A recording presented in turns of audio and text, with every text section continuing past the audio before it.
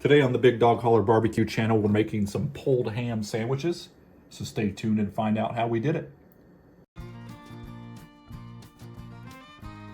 Welcome to the Holler, everybody, and Merry Christmas to you and your family. To get this pulled ham started, what we currently have is roughly a 5-pound ham from Meyer. You could get something a little bit smaller, you could get something a lot bigger. I've seen some of these double or triple the size of this 5-pound one here, whatever suits your needs best.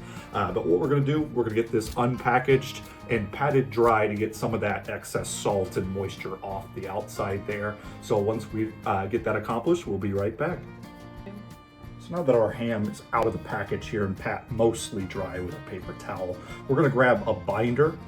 Today we're just gonna use some Valentina hot sauce. This isn't gonna impart much heat or really any flavor overall. Like I said, we're just using it as a binder to get that rubbed all over there. You could use something like mustard, you could use another type of hot sauce, really any liquid to help this stick. I've seen people use olive oil. So it really doesn't matter. Like I said, it's not gonna add much of any heat or flavor to the ham itself. Just using it to get the seasoning nice and applied here. So now that our ham is nice and covered with that Valentina hot sauce, we're gonna grab our seasoning. Today we're gonna be using some Texas sugar. This is on the sweeter side of barbecue rub, so it's not gonna have overpoweringly salty nature, if you will. You're not going to want something that's overly salty on a ham since it is cured in a salty mixture, unless you want to spend the rest of your Christmas chugging water, which, let's be honest, none of us are going to be chugging water on Christmas. So just going to try to get a nice even coating on the outside here, pat that in, flip it back over to the fat cap side. Get that on there as best as we can. And then we'll flip it over one more time if we can there and get the meat side exposed as well. This is gonna be a lot easier to season on this side here. Get that closed, pat that in, and we'll call that good. Now that our ham is nice and seasoned with our Meat Church Texas sugar, we currently have our Masterbuilt Gravity Series 560 cranking up to 250 degrees, running some Jealous Devil charcoal briquettes, as well as some Bear Mountain Barbecue hickory logs. When we place this inside, there's a little bit of a fat cap on this side, so we're gonna place that down closer to the fire. And we're gonna let it run roughly 3 hours before we put it in a pan. In that 3 hours, about once every hour, we're gonna spray it with some of our Indian Summer apple juice there, but feel free to spray it with whatever you like. So we'll meet you out at the smoker. Now we're out here at the Masterbuilt 560, currently running off our Blue Eddy PS54. Like I said, currently cranked up to 250 degrees, nice smoke coming through. So we're gonna get this ham placed in, fat cap side down, just right in the middle there. It's a perfect fit, and we'll see you in roughly an hour to spray it with some apple juice. So we're back out here at the Masterbuilt after roughly an hour. Looking moist over here, but starting to look a bit dry on that side. So we have some apple juice in our sprayer here. Gonna get that sprayed, cut over here. Make sure the back sides is sprayed as best you can as well. And we'll go along this side as well there. And like I said, we'll do this probably once every hour for another 2 hours here. And we'll meet you when it's time to put it in pan.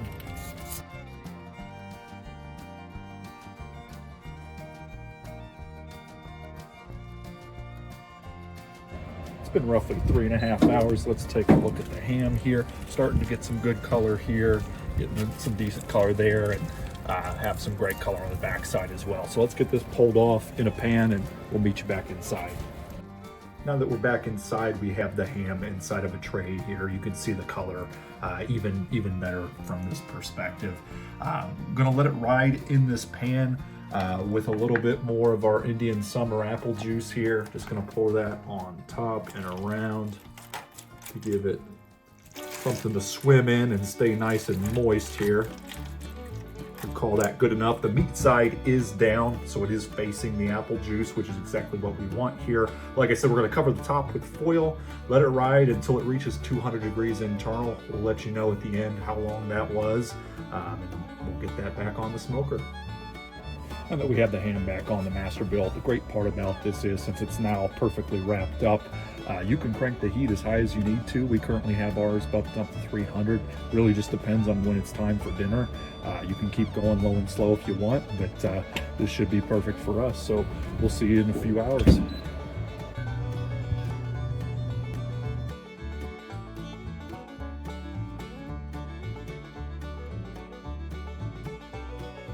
So after we pulled it off the smoker, we let it rest roughly an hour to let the juices redistribute inside of the meat itself. So let's take a look at the final product here. Get this tin foil removed. As you can see, great color on the outside, still some of the juice that's left in the pan itself. We did dump a little bit out just so it wasn't sitting in liquid the entire time, but there's nothing left to do but dive in. So let's start getting this shredded apart here. Get that bone out. Couple bones here. And we'll be back once this is all shredded. So now that the ham has been pulled apart pretty well, we're going to add a little bit more of our Texas sugar from Meat Church here, just to get even more flavor into the meat, especially since since it's such a large cut of meat, the inside of it isn't seasoned at all. It's just the outside there. And then we're going to add some of our Famous Dave's Rich and Sassy sauce as well. Get that nice and spread through, and we'll get this mixed up. Feel free to add whatever seasoning and whatever sauce you like to this. This is just what we had on hand and what we like at our house. So we'll get this mixed up. On our end, at roughly 300 degrees, once we wrapped it, it did take about 2 hours to get up the temperature. And once again, we were looking for between 195 and 205 before we pulled it and let it rest for an hour. Now is the fun part. We get to assemble our sandwich. We picked up a couple corn-dusted Kaiser rolls from Meyer. So we'll start with the bun and then add some of this pulled ham to it.